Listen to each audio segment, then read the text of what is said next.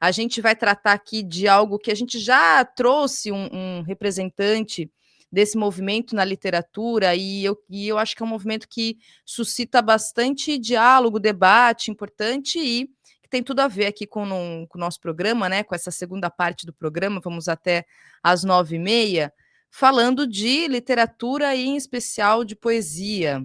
Então, já vou apresentar o nosso convidado, que já está aqui conosco. Ele é o Vitor Miranda, escritor e poeta brasileiro. Ele é conhecido por seus livros de poesia e contos, incluindo Os Ratos Vão para o Céu e Exátomos. Além de escritor, ele também é letrista e poeta da banda Da Portaria, projeto musical nascido de seu livro Poemas de Amor Deixados na Portaria. Com a banda, ele lançou diversos singles com destaque para Vida, onde assina a letra em parceria com a poeta Alice Ruiz. É agitador cultural do movimento neomarginal. Devidamente apresentado, Vitor Miranda. Boa noite para você, seja bem-vindo aqui ao Cultura Brasileira. Muito obrigada por atender o meu convite e estar aqui conosco para a gente conversar, trocar uma ideia. Boa noite, Thalita. Boa noite aí a todo mundo que está assistindo. Eu que fico muito grato aí pelo convite e muito feliz. Acho que a outra pessoa que participou do movimento era o Wesley Barbosa, né? Ele, isso mesmo, exatamente. Vocês são parceiros, né? Sim, eu e o Wesley, a gente tem uma amizade recente, mas muito forte. A gente passou por algumas coisas ali juntos, né? Inclusive na Filipostos ali. Foi a primeira vez que o movimento Não Marginal participou de uma feira literária internacional, né? E aí aconteceu aquilo que todo mundo ficou sabendo. E outras coisas aí que já estamos vivendo, né? Outras situações e outros eventos, enfim. Legal, olha só. Então, antes da gente partir, até gostaria muito de te ouvir, né, sobre essa questão. Eu queria que você pudesse dizer para nós aqui o que é o movimento neomarginal. Inclusive, tem uma página no Instagram, vou até divulgar aqui, mas o que vem a ser esse movimento? A página do Instagram é os Neomarginais, né? @neomarginais. Bom, em 2019, não em 2019, mas antes eu era um cara que viajava muito pelos interiores, né, ali de São Paulo, Curitiba, Minas Gerais, e conheci muitos artistas que estavam nessas cidades menores, né, que não tem teatro, não tem cinema, não tem nada para você assistir e nem para exercer o ofício artístico, né?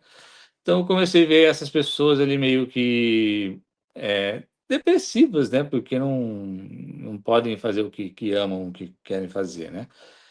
E eu aqui em São Paulo era um cara que andava mais sozinho, não conseguia participar de nada, né? Ninguém me convidava para participar de eventos, de saraus, de nada.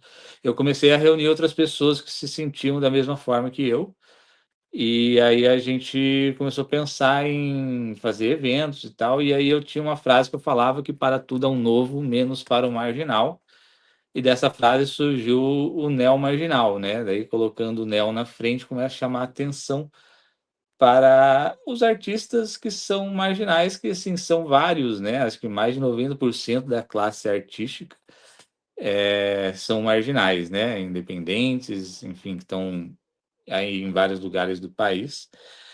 E aí a gente, um pouco antes na semana da pandemia, quando fechou tudo, a gente fez a página, porque ficamos pensando e agora o que que vamos fazer, né? Se não tem, né, não sabemos o que é isso que está acontecendo. A gente falou, vamos fazer a página e vamos começar a escrever sobre nossas obras. Então cada um começou a escrever sobre a obra um do outro, né? E aí começamos a fazer algumas entrevistas, né, marginais, né, sempre 5 pessoas entrevistando um artista.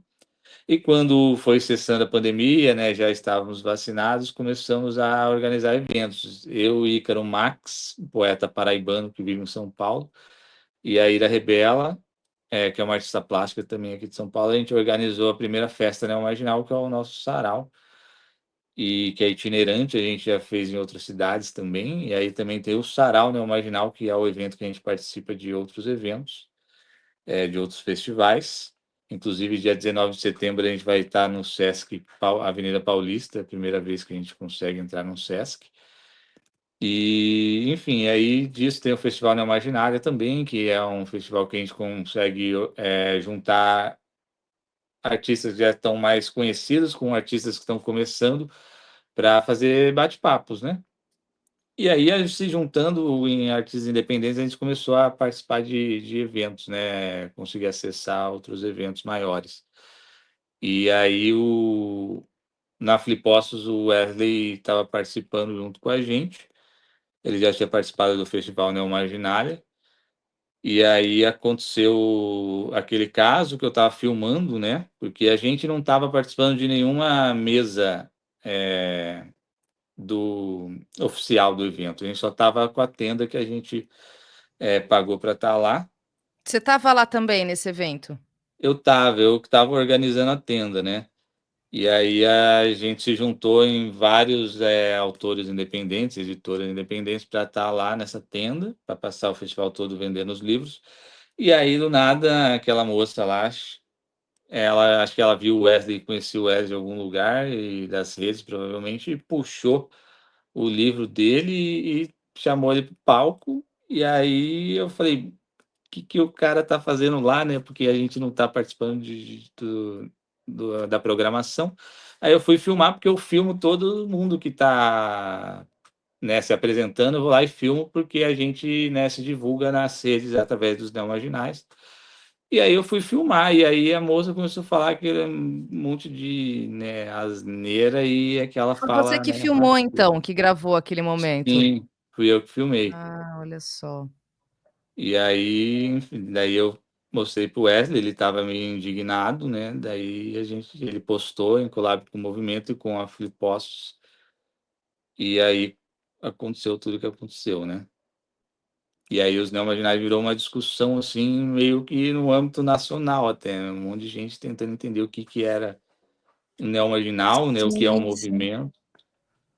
É, exatamente. Tanto que eu acabei conhecendo o Wesley em razão justamente da repercussão daquele momento.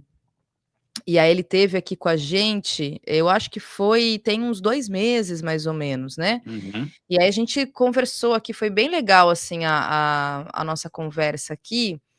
E aí, pelo que eu estou percebendo, e a partir do que eu acompanho o Wesley, e aí muitas pessoas que têm comentado e falado, né, sobre literatura neomarginal e enfim, para ter esse entendimento, o que é esse movimento, né? O que vem a ser. E aí, eu vi também, Vitor, que teve um episódio recente que aconteceu com você, uhum, né? Então, me parece, que é um movimento que ele está incomodando de alguma forma, né? Não sei se é pela. Aí, isso que eu queria te ouvir. Primeiro, eu queria te ouvir sobre o episódio em si, até para contextualizar aqui para a nossa audiência, né? Vitor, você estava numa feira e aí houve uma tentativa ou realmente uma censura, e aí teve uma relação com o policial. O que foi exatamente, né, essa situação? E aí, como é que vocês estão elaborando isso nesse sentido? Porque me parece que é um movimento que está se colocando de uma maneira que está incomodando, né? Pelo menos é uma primeira interpretação que me parece, sabe? uhum. Então, foram duas situações envolvendo a questão do policial. A primeira é que eu estava participando, o movimento, né, marginal estava participando de um espaço dentro da editora, da tenda da editora Patuá, na Feira do Livro, que é uma feira do livro que acontece em São Paulo. E aí, teve um dia lá que um policial entrou lá na tenda porque ele achou que Patuá tinha a ver com uma questão afro, né? E aí, só que não tinha, e ele ficou lá, daí ele começou a cumprimentar as pessoas, daí acho que ele viu que eu achei interessante o policial entrar na tenda, ele ficou olhando, aí ele ficou olhando para mim, ele cumprimentou todo mundo, e aí olhou para mim e falou assim, você também aí pode levantar e me cumprimentar. Daí eu falei, tudo bem. Daí eu levantei, cumprimentei ele e falei assim, você está numa feira de livro? Posso apresentar meu livro para você? E eu comecei a apresentar meu livro, que é esse livro aqui, Os Ratos Vão para o Céu, é o meu livro mais recente, é um livro de contos. E os personagens são crianças, e é um livro, assim, com violência, né? Muitas situações violentas. e que envolve crianças. E aí ele adquiriu o livro e eu faço foto com todos os leitores que adquirem meus livros, porque quando eu faço foto e vou postando as fotos, as pessoas ajudam a divulgar o livro. E eu não discrimino ninguém, nenhum dos leitores, eu posto com todo mundo. E aí beleza, daí esse policial, eu não sei o que aconteceu quando ele estava lendo o livro, ele começou a me mandar mensagem falando que estava lendo o livro para os colegas e sentindo a mudança de humor dos colegas, e citou o conto, que era um conto chamado Porrinha, que é um conto que acontece várias coisas engraçadas no começo, mas no final um menino mata o outro menino com a arma do pai, né? E aí esse policial me procurou 2 vezes lá na feira do livro. Na primeira vez eu não estava lá, ele passou lá, daí o pessoal me avisou, falou assim: "Ó, o policial passou aqui atrás de você e tal". Na segunda vez que ele passou lá atrás de mim, eu estava lá. Aí ele veio conversar comigo, daí ele perguntou para mim primeiro assim: "Ó, Vitor, eu vi que você tem um outro livro vermelho, por um acaso esse livro tem o mesmo teor do outro livro?" Aí eu falei: "Não, é um outro livro de contos, mas não tem, são outras histórias e tal". E aí ele falou para mim que policiais não têm maturidade para ler o que eu escrevo. E aí, enfim, daí eu troquei uma ideia com ele lá, e aí ele foi embora. E eu fiquei meio incomodado com isso, porque eu achei que foi uma intimidação, né, eu me senti intimidado. Mas aí passou, eu estava fazendo outras coisas, só que eu estava convidado para participar de alguns eventos, né. Um deles era a Flipei, eu ia participar de uma mesa lá junto com o Wesley, inclusive, sobre a questão do que é ser neomarginal. E aí a curadoria do evento mandou mensagem para minha assessora falando que eu, pelo menos foi o que chegou a mim, falando que eu estava fora do evento por ter postado a foto com um policial. E aí eu achei um absurdo e mandei mensagem, tentei ligar para o curador do evento que tinha me convidado, mandei mensagem para ele, ele desligou a minha ligação e não respondeu a minha mensagem, visualizou e não respondeu. E continuou respondendo para minha assessora. Como virou uma situação meio polêmica lá dentro, porque eu falei para eles que eles estavam me censurando, e o Wesley também queria saber o que estava acontecendo, porque eu estava com o Wesley no dia que aconteceu isso. Então eles resolveram marcar uma reunião lá que iam ver se iam rever o que ia fazer comigo e tal. Só que eu achei uma falta de respeito, falei assim: "Ó, não participo mais, não vou mais participar". E aí o Ícaro Marques e o Henrique Pitty também falaram que não iam participar mais, porque o movimento também ia estar participando da feira, da Flipei. Eu falei Flipostos, já flipei. E e aí o que aconteceu, aí eles fizeram um manifesto falando sobre a questão, assim, qual a importância de um policial ler? Será que um livro para a polícia pode ser importante para a sociedade? E depois eu fiz um comunicado contando toda a história, tanto a da intimidação, que eu me senti intimidado pelo policial, como dessa situação que eu me senti censurado pelo evento. E aí, enfim, também, assim, estou seguindo minha carreira sem me preocupar com isso também, porque, assim, eu fiquei muito triste com essa história, sabe, porque, eh, te incomoda, assim, incomoda bastante, assim, a censura e a intimidação. Os sentimentos são meio parecidos, os 2 de medo de como do que eu vou falar agora em público, sabe. Mas, enfim, coisas que acontecem no meio do caminho e a gente tem que. Eu vou continuar falando sobre minha literatura, vendendo o livro para todo mundo que quiser ler o livro. Eu acho que a literatura é para todos, né, para todas as pessoas. Eu sou lido, né, por diversas pessoas diferentes, né, por diretor de empresa, por motorista de aplicativo, por pessoas em situação de rua, que muitas vezes eu tô passando pela rua, a pessoa pede dinheiro, fala: "Dinheiro não tem, mas tem um livro, você quer?".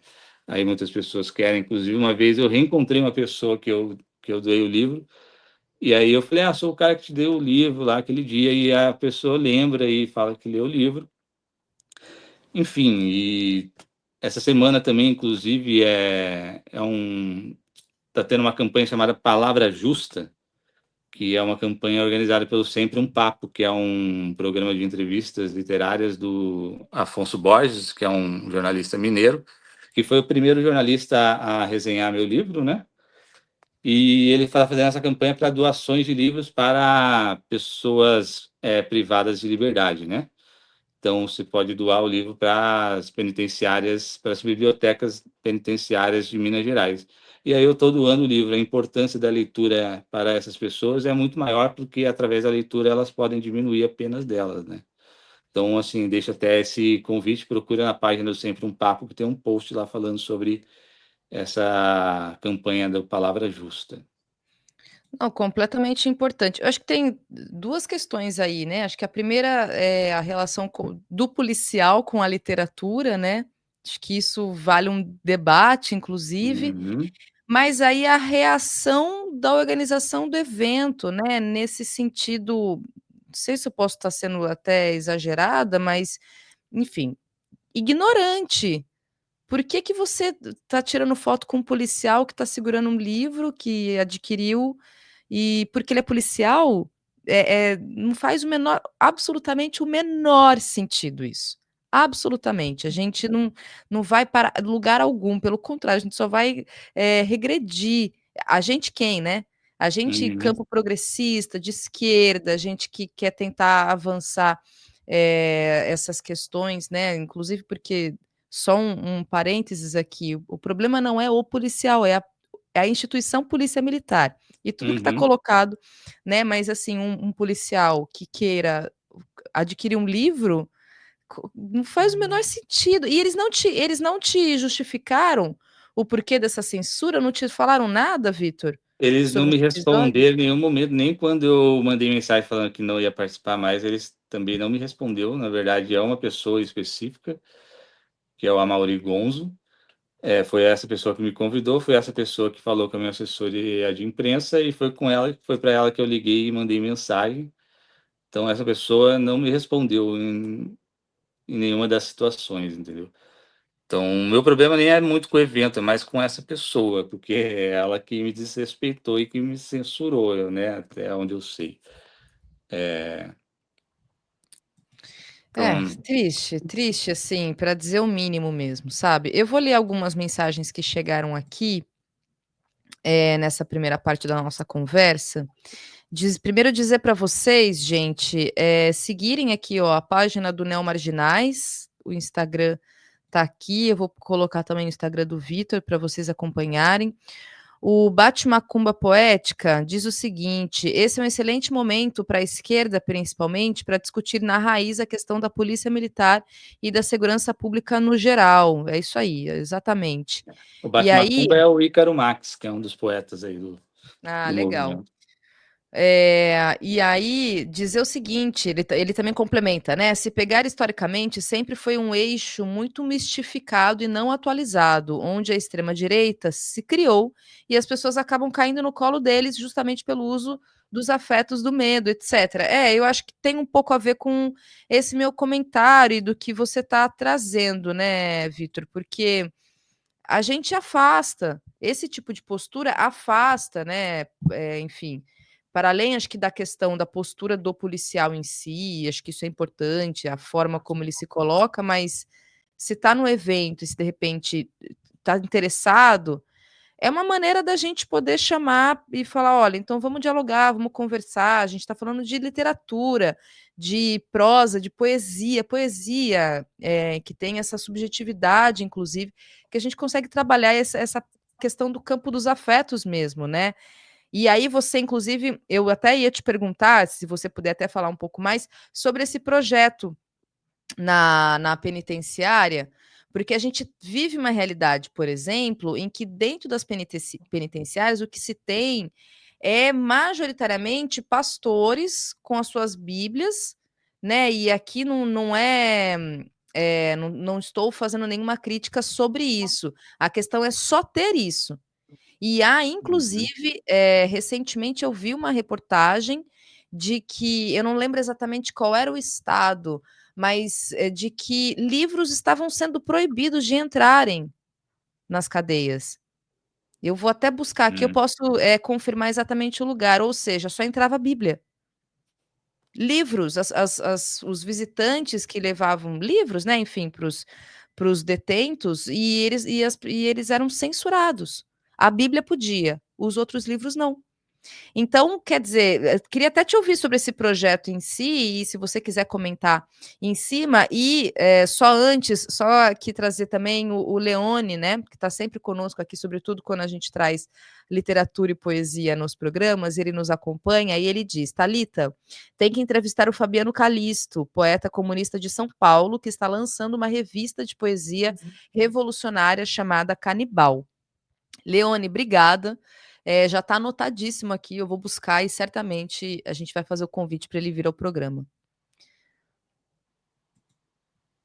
Então, esse projeto aí eu fiquei sabendo recentemente por uma postagem do Sempre um Papo. Sempre um Papo é um projeto do Afonso Borges, lá de BH, que é um jornalista assim até bem conhecido no meio literário. E aí eu vi que ele postou lá sobre esse projeto. Eu me interessei em enviar os livros para as penitenciárias. Porque assim, eu acho importante, né? O que eu penso da literatura, né? Eu acho que a literatura ela tem um poder de fazer a pessoa sentir sentimentos e refletir sobre as questões da vida e da sociedade, né? Então eu acho que a minha literatura tem que chegar também para as pessoas que não concordam comigo, né? E é isso que eu tento fazer, né? Como eu sou um autor independente, eu consigo ter uma margem de livros que eu posso disponibilizar tanto para jornalistas que vão me divulgar, quanto para pessoas que não têm a oportunidade de comprar um livro, né? Que não tem dinheiro para comprar um livro. E isso é um caso de pessoas que estão dentro de um cárcere, né? Ou inclusive bibliotecas públicas também, né? Que é um lugar muito importante nas comunidades, nas periferias. Pessoas que não têm tanta grana para ficar adquirindo livro, mas que gostam de ler, as bibliotecas públicas estão lá. Então, a gente doar livro para as bibliotecas públicas, para as bibliotecas de presídios, ajuda muito a ter outras visões, né? Acabei de assistir o novo filme da Petra Costa, né? O Apocalipse nos Trópicos. E aí falam dessa questão, né, da assim, a gente não, para que uma ditadura se já temos uma democracia evangélica, né? Que faz o que faz com a Câmara dos Deputados, com o Senado e assim, elegeu até está elegendo pessoas para o executivo que indicam pessoas para o judiciário, né? Então, assim, como que a gente vai tentar o diálogo, tentar reverter esse processo político, né? Porque nós somos eleitores e participamos da política. Se pessoas que se dizem de esquerda estão achando um problema, pessoas que não concordam com a gente ler, né? Então, eu acho que a gente precisa que o livro chegue para todo mundo, né? Às vezes a gente fica perguntando assim, por que que o livro não chega para todo mundo, né? Porque há poucos leitores. Acho que a gente, às vezes, vive numa bolha também intelectual que dificulta a conversa, dificulta que as pessoas gostem do que a gente acha que é o lazer, né? Que é o nosso prazer de lazer. Completamente. E aqui também o Bate Macumba diz, né, precisa realmente ocupar os espaços com literatura e pensamento crítico, criar projetos com processos formativos, tanto para os apenados quanto para os policiais. É isso, para os policiais, inclusive, desbrutalizar, né, a formação, porque é a formação que acaba tornando, fazendo, né, com que eles ajam da maneira que ajam. Não que eles não tenham responsabilidade sobre aquilo que eles a postura que têm, mas, não dá para a gente não fazer esse enfrentamento dessa forma mesmo. Que forma? Com parte disso é com uma formação mais subjetiva, dentro do campo dos afetos mesmo, né. É. E Eu estou aí, lendo, antes desculpa não, te não, pode cortar. complementar, por favor. É que eu estou lendo agora, estou fazendo algumas leituras. Uma delas é um livro da Bell Hooks, não lembro o nome agora, mas que ela fala justamente sobre isso, né? Sobre o afeto masculino, que o feminismo não pode só ser um enfrentamento, mas também um lugar de afeto aos homens que não sabem o que é o afeto, porque assim o mundo masculino é horrível, né? Para os próprios homens também, porque quem não quer fazer parte desse seu macho alfa acaba se ferrando pra caramba também com os homens, né? Então, acho que o policial, por exemplo, é uma pessoa que vai ser ensinada a ser o mais macho possível dentro da sociedade, né? E o lugar do afeto do policial, onde é que tá, né? E aí a Bell Hooks fala muito sobre isso no livro, né? Sobre porque o homem não pode sentir afeto, né? Porque ele se sente afetado ao sentir afeto. Isso eu vejo assim, né? Eu tenho. Agora em agosto faz 4 anos que meu pai não fala comigo. Meu pai é uma pessoa que é um macho e ele recusa o afeto. E aí isso faz dele assim uma pessoa bolsonarista, por exemplo, que é um dos motivos que a gente não tem mais relação. Então acho que eu vejo muito nesse lugar do bolsonarismo essa coisa do macho, né? Acho que Pedro Cardoso falou uma vez que ele fazendo uma leitura do Bolsonaro, falando que o Bolsonaro nunca será um homem inteiro porque ele recusa essa questão do afeto. Então jamais será um homem completo como ele diz ou deseja ser, né? Que não deixa de ser a dimensão humana, sei lá, né, eu tô aqui pensando junto contigo, viu, Vitor, a dimensão humana mesmo, né. E sobre a questão dos policiais inclusive, e enfim, não é à toa que os índices de suicídio, por exemplo, para com os policiais, ele é Uhum. altíssimo mesmo. E em se É. tratando de suicídio, aí eu queria partir mesmo para te ouvir sobre o seu livro, né, o seu último livro, né, Os Ratos Vão para o Céu, porque eu folheando um pouco sobre o livro, assim, o tema morte ele está sempre presente de alguma maneira, assim, lendo eu fiz aquela leitura, assim, por cima, né, não li com afinco, fui olhando, mas recorrentemente, assim, o que eu li me parece que esse tema é um tema que está muito recorrente. E aí eu queria te ouvir sobre esse seu livro, mas antes eu queria aproveitar só porque, tem acho que é o último texto do livro, que eu achei muito massa mesmo, que é exatamente esse texto que diz o seguinte ih, perdi aqui, espera aí gente. Deixei no ponto e agora eu mexi no mouse tá aqui. Acho que vocês devem estar vendo aí, né, porque eu não estou na tela. E aí diz o seguinte, o livro do Vitor: "Duas senhoras conversam enquanto tomam um café na padaria. Uma, de gorro, apenas escuta. Sabe, quando perdemos o marido, viramos viúva. A de gorro dá um gole no café. Quando perdemos os pais, nos tornamos órfãs. Enquanto a xícara toca o pires, o menino pede esmola na saída da padaria. Um homem, apressado, passa reto e entra no carro. O barulho do motor espanta o pássaro que abandona a árvore e voa.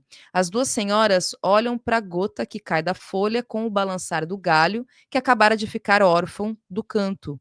Ainda atentas ao que não importa do cotidiano, a senhora ajeita o gorro antes de dizer: quando se perde um filho, não existe palavra. Eu achei bem bonito. E acho que é bem o finalzinho mesmo, né, dessa parte do É. livro. Eu Muito legal. Esse começo. texto queria te ouvir, Vitor, assim, do livro como um todo, né, e como eu te falei, uma primeira interpretação, né, que eu fiz bem superficial na primeira leitura que eu fiz, me parece que tem essa coisa do tema morte que está permeando um pouco os textos, né, o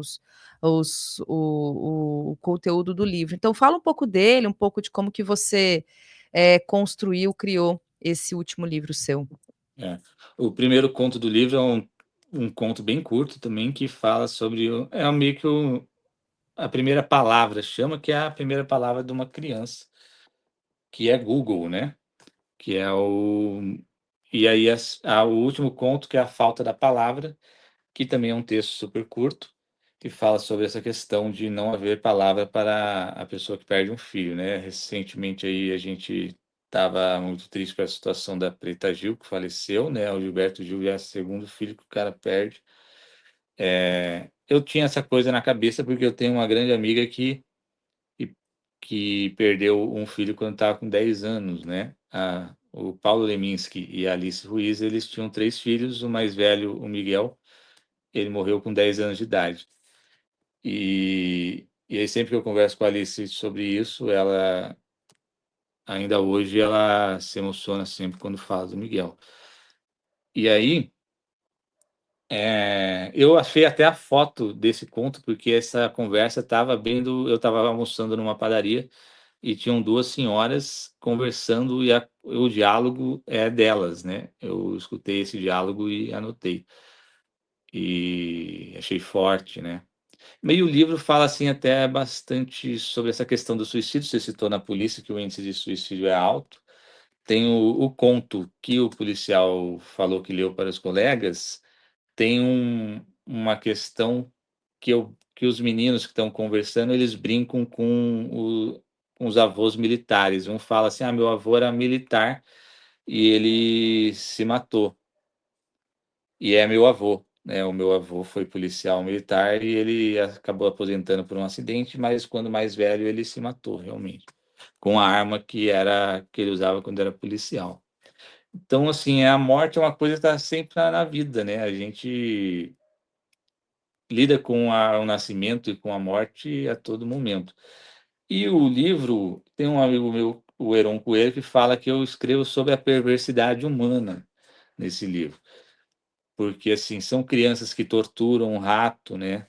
É um adulto que abusa sexualmente de uma criança, é um policial que mata um menino na periferia que não fez nada.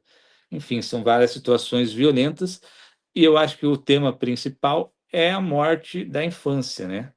Às vezes a nossa infância morre, é, às vezes antes da gente nascer, né? Às vezes com 2 anos a pessoa já se tornou adulta, né? Por isso num pensamento mais filosófico, assim, porque a infância dela já foi morta ali. Então eu vou tratando de várias infâncias que vão perdendo essa infância muito cedo. E acho que assim, eu começo com um conto do Google, porque é uma questão da tecnologia que a gente vive hoje, a infância já tecnológica, né?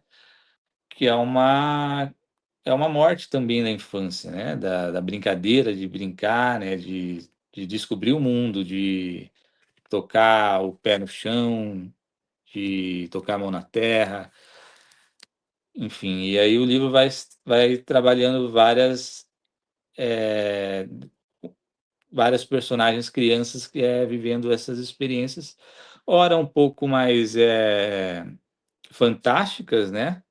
E ora mais brutais mesmo da questão da sociedade.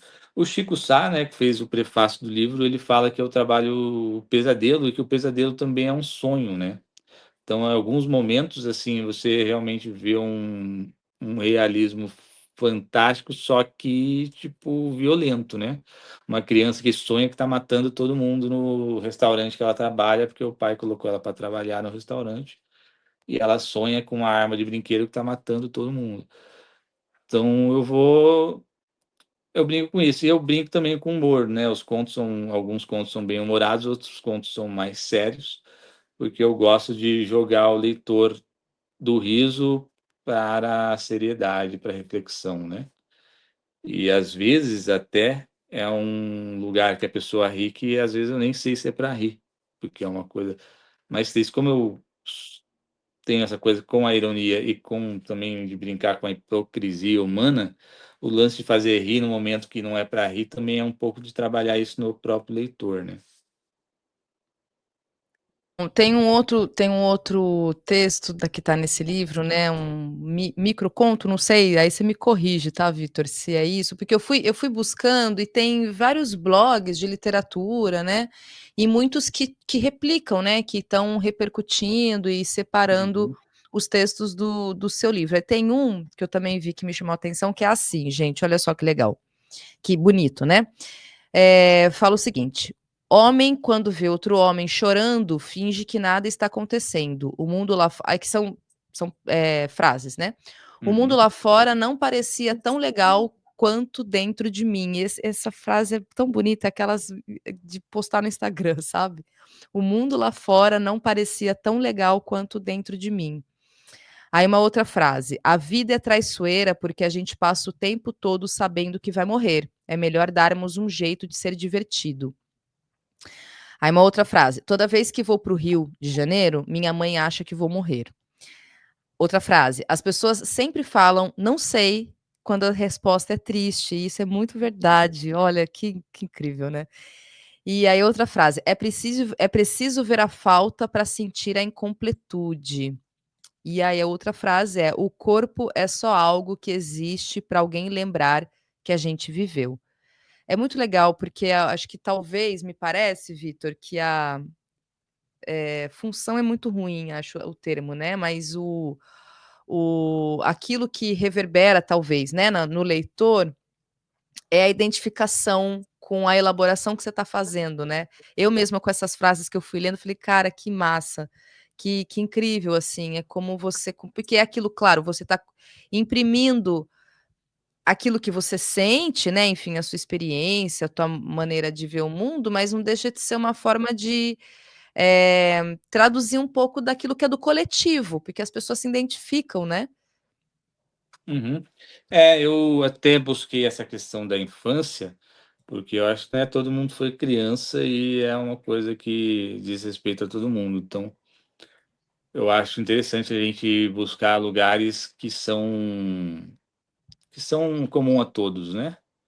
E aí a questão dos sentimentos, acho que assim, por mais que as pessoas sejam diferentes, elas são muito mais semelhantes do que diferentes, né? E aí os sentimentos existem e estão dentro de todo mundo. Então, independente da situação da pessoa, os sentimentos que elas vão sentir basicamente são os mesmos, né? Amor, medo, receio, enfim, ódio. Então, acho que quando a gente trabalha sentimentos, é uma coisa que vai nos tocar, né, em algum momento. Esse blog aí que você achou é o do Emanuel Merdade, que é um, Isso. um grande escritor de Salvador. E ele lê os livros e faz essas postagens de frases que ele gostou do livro. Ele tem frases de diversos contos aí. Isso Então, mesmo, isso mesmo. Muito bom, muito bom. E aí, assim, eu queria então, eu ia colocar um vídeo na parte final do programa, depois aqui da nossa entrevista, mas eu vou aproveitar porque eu acho que, de alguma forma, dialoga. Você está falando bastante da infância, e aí até para te ouvir, né? Porque você traz também na tua fala e na tua produção muita coisa do que a gente está vivenciando. Esse vídeo aqui, gente, é na Holanda, tá? Esses sapatos representam mais de 18 mil crianças que foram assassinadas em Gaza.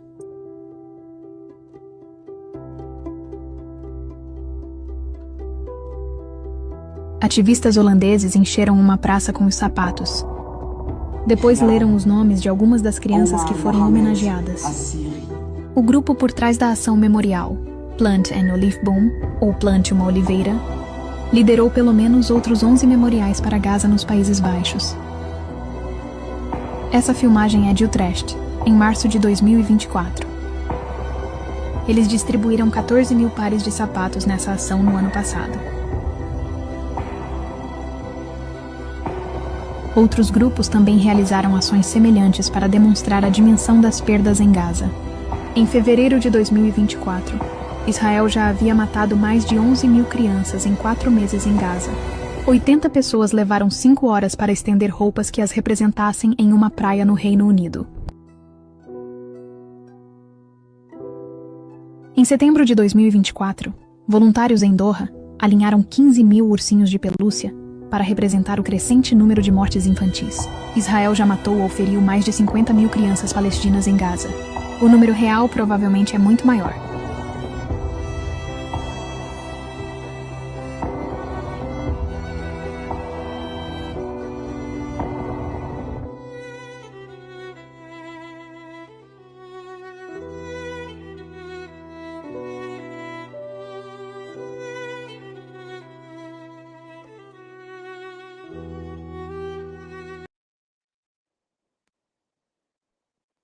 Eu só, assim, me inspirei em trazer esse vídeo aqui na nossa conversa, que eu acho que, né, de alguma forma, você tem falado da infância, a gente falou desse tema, e a gente tem aqui no Farol Brasil, nos nossos programas, a gente tem falado muito da cobertura do genocídio em Gaza, né? Esse é um vídeo que foi publicado agora, mas está trazendo números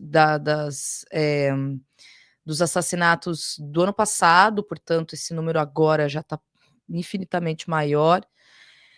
Fica à vontade, se quiser comentar a respeito, Vitor. Eu não sei se você tem pensado sobre essa questão, porque o tema Gaza é um tema que está aí no nosso cotidiano, não tem como não falar dele, né?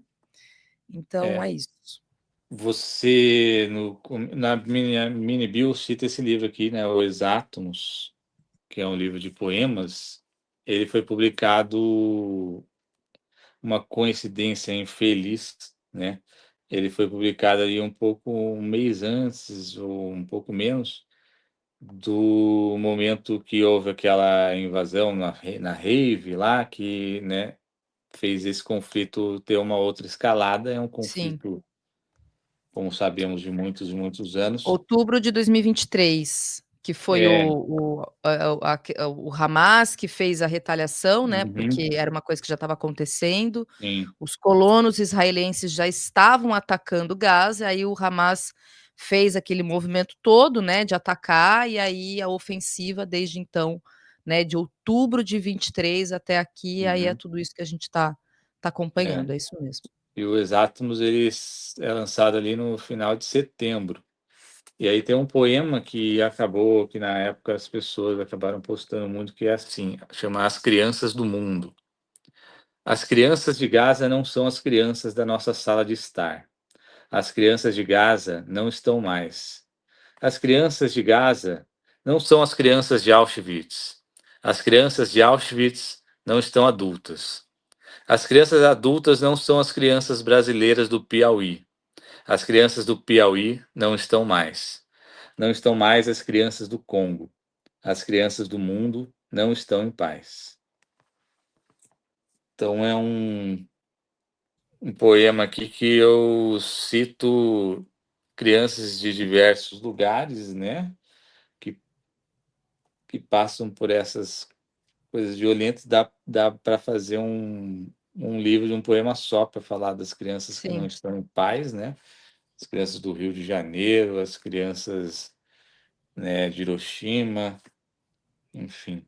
Eu cito aqui as crianças do Piauí porque tem um poema, chama Poema Brasileiro, que é um poema do Ferreira Goulart, que falam da mortalidade infantil, né? Que de cada 100 crianças que nascem no Piauí, as 78 morrem antes dos 8 anos de idade. Acho que é assim o poema. Então, o mundo, né? As crianças do mundo não estão em É um paz. mundo cruel para com as crianças, Uhum. realmente.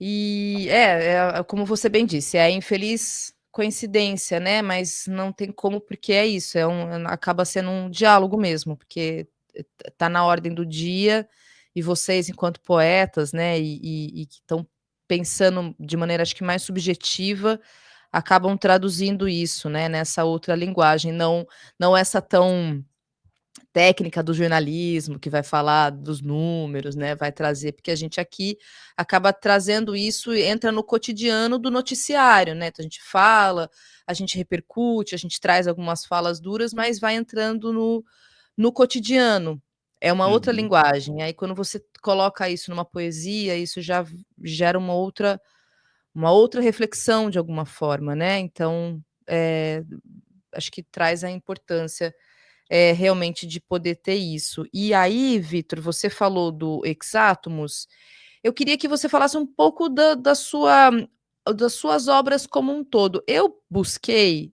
aí você me fala se é exatamente isso, se está faltando algum. Você tem, além, né, os Ratos Vão para o Céu, o Exátomos, aí tem o A Gente Não Quer Voltar para Casa, Poemas de Amor Deixados na Portaria, Num Mar de Solidão, A Moça Caminha Alada sobre as Pedras de Paraty, O que a Gente Faz para Não Vender um Livro. É isso mesmo? O último que você falou é o que a gente não faz para vender um livro. O que a gente não faz, eu anotei É, errado. O que a gente não faz para vender um livro, tá certo. isso. São esses livros que eu publiquei até o momento, são 7 livros. O primeiro é um No Mar de Solidão, aí depois eu fui para poesia, né, com poemas de amor deixados na portaria, que acabou gerando a Banda da Portaria, né, porque a gente se juntou, alguns amigos que musicaram poemas se juntaram para fazer uma apresentação no lançamento. E aí acabou que ficou bonito, a gente formou uma banda que existe até hoje, mas a gente faz um show por ano só, porque é difícil vender show, né? E aí a gente acaba conseguindo um show no Sesc, uma hora lá, outra cá, e esse ano a gente fez 2 apresentações por enquanto. E tô para lançar uma música em breve, né, que é uma parceria minha com o cantor Rubi, e aí a Banda da Portaria gravou junto com ele, e vai sair aí provavelmente em setembro uma música chamada Nos Tira para Dançar. E aí depois do Poemas de Amor Deixado na Portaria, eu publiquei mais um por uma editora de Curitiba, que chama Cotter. O livro chama A Gente Não Quer Voltar para Casa, que é um livro de poemas também. Daí eu fui para um romance que eu estava escrevendo há uns 2, 3 anos, que eu publiquei em 2019, que é A Moça Caminhalada sobre as Pedras de Paraty.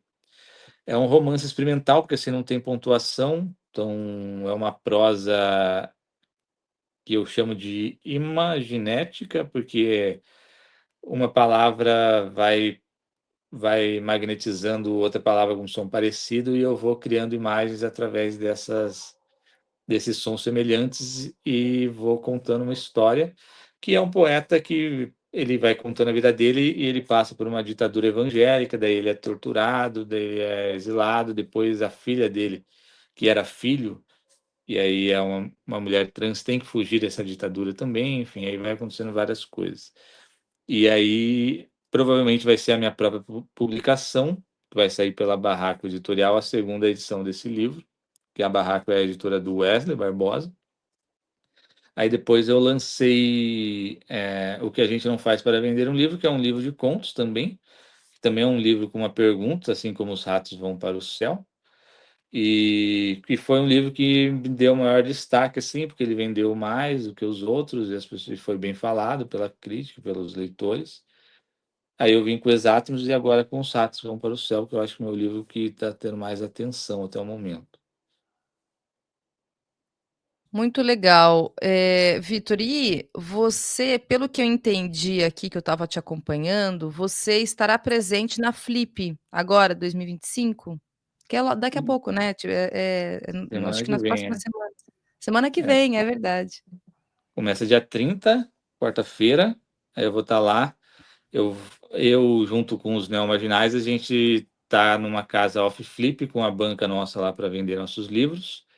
A gente vai ficar lá todos os dias da Flip, chama Casa Ofício das Palavras. E aí a gente tem 2 mesas lá também. Eu vou participar de uma mesa sobre o tema é poesia às 10h30 na quinta-feira, dia 31, junto com o Ícaro Max, o Didi Metamorfose e o Lucas Limberti. Aí na sexta-feira eu vou participar de 2 mesas, uma às 2 horas da tarde na Casa da Favela, que é um projeto muito massa lá, que encabeçado ali pelo André Fernandes, que é um jornalista que criou a rede de comunicação das favelas do Rio de Janeiro. A gente se conheceu lá na Flipostos e aí ele me convidou para participar. Vai ter uma mesa para falar sobre o que é ser neomarginal. E depois, no mesmo dia, acho que às 6 horas, na Casa Pagã, eu vou participar de uma outra mesa lá para fazer uma conversa que a temática é da periferia ao centro. E depois tem o Sarau Neomarginal na Casa Tio Aras, que vai ser no domingo. E é isso, daí vou estar lá me movimentando de uma casa para outra, vendendo meus livros, né? E espero encontrar aí a galera toda lá que está acompanhando aí e conhecer novas pessoas também, né? Esses eventos, eles são legais tanto para a gente vender, divulgar nosso trabalho, mas também para conhecer outras pessoas e encontrar amigos que a gente faz por aí, que moram em outros lugares, né? Então, mais do que qualquer coisa mercadológica, assim, é um lugar de encontros, né? Acho que a literatura ela propicia esses eventos, né? Os saraus, as feiras e entrevistas, né? Mesmo que virtuais, né? Também são encontros aí. Acho que é o mais legal da literatura. Muito massa. Eu vou ler aqui alguns comentários que chegaram aqui nessa outra parte da nossa conversa. O Espaço Ira Rebela diz: precisamos rever o entendimento do que significa atuar como artista na esquerda política no Brasil. Concordo com você, totalmente. Também aqui, quem está falando conosco, o Batmacumba Poética. Pegar a deixa do Walter Benjamin para sair do impasse ideológico da extrema-direita que estetizou a política, nós precisamos politizar a estética, produzir imaginários políticos possíveis para nós. Muito bom, Batmacumba, acho que você sintetizou, né? Estetizar a política aliás, da nossa parte é politizar a estética. Muito massa isso. E também aqui o Batmacumba complementa, né? A infância da pessoa morre e ela se torna um neoliberal frustrado, fazendo arminha na mão e defendendo o imperialismo taxativo norte-americano. É foda. Pois é. É a negação, inclusive, daquilo que se é, né? Para além da coisa da consciência de classe, né? Que a gente fala nesses termos mais políticos, acho que também é a negação até da própria ideia da própria subjetividade, né, Vitor? Não sei. Me parece, acho que tem um pouco a ver com esse comentário do Batmacumba aqui. A Mônica Gonçalves. Pode comentar, fica à vontade. Se quiser complementar.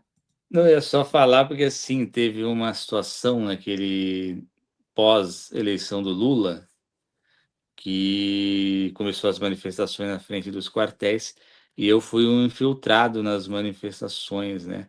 Eu queria fotografar as manifestações e aí, tipo, surgiu uma oportunidade porque uma equipe de imprensa argentina queria uma ajuda aqui para se locomover em São Paulo e tal, e uma ajuda até com contato com outros jornalistas. Daí eu fiz uma ponte com o Ian Boixá, que é um jornalista de guerra, né, brasileiro, e aí ele passou uns meios lá que os jornalistas usam para adentrar nos grupos bolsonaristas.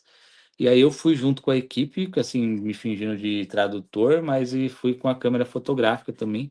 E, e aí passei o dia lá dentro do grupo de WhatsApp e dentro da manifestação.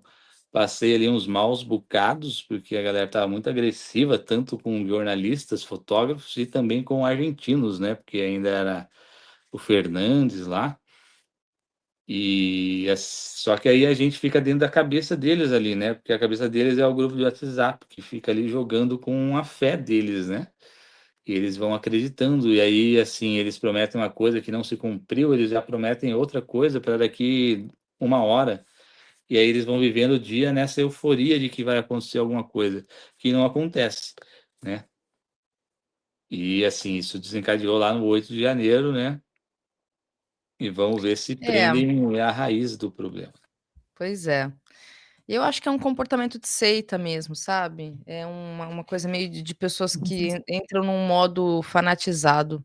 É triste, ao fim e ao cabo é triste, é revoltante, mas é triste também, né? Uhum.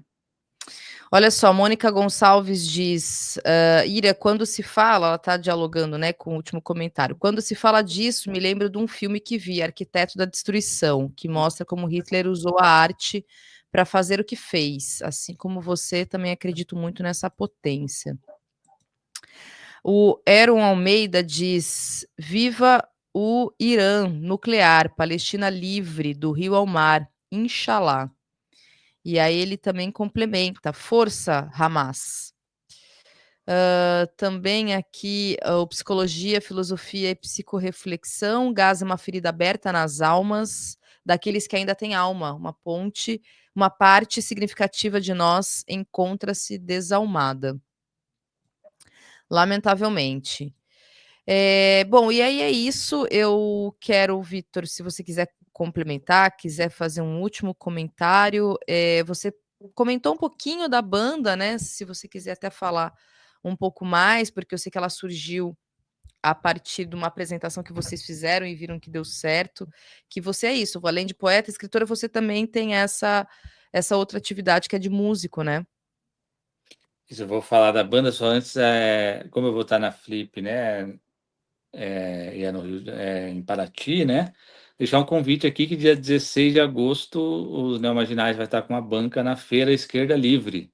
Está completando 3 anos, vai ser a edição de aniversário. Quem estiver em São Paulo no dia 16 de agosto, procura lá no Instagram, Feira Esquerda Livre, que tem lá as indicações onde vai ser o evento e tal. E aí, falando um pouco da banda da Portaria, bom, começou para musicar os poemas, né? Eu não sou músico e não sou cantor. Meu sonho sempre foi ser um rockstar, mas como eu nunca aprendi a cantar e tive preguiça de aprender um instrumento, eu virei poeta e aí fui me encaixando numa banda para falar os meus poemas e ser ali uma espécie de frontman de uma banda, só que como poeta. Então eu falo poemas junto com a banda, né? A banda ela musica alguns poemas e também tem outros letristas. Então a gente faz as letras e sempre tem uma cama ali ou nos shows, intervalos e pontos entre música e outra, que entra a poesia falada, que sou eu que faço essa parte, né? E enfim, aí a gente tem lançado músicas, né? Esse ano a gente vai lançar uma, a gente lançou uma no ano passado, chama Pé de Esquina, que é nosso último lançamento. E a gente tem uma parceria também com a Alice Ruiz. Eu escrevi um poema junto com ela, que chama Vida, e a gente lançou essa música. E também a gente tem, naquele ano de 2022, a gente queria fazer uma música política. E aí um amigo, Ricardo Prado, que é um produtor musical, ele falou assim, a galera tem que fazer um reggae de protesto, porque não tem mais reggae de protesto. E aí eu cheguei pro João Mantovani, que é um parceiro da banda, o cantor, o vocalista, e falei assim, vamos fazer um reggae, eu tenho um poema aqui, daí eu mandei um poema para ele, a gente fez um reggae chama Água, a letra é minha e dele, e aí a gente ganhou a participação especial aí do André Abujanra também, falando um poema junto com a gente nessa música.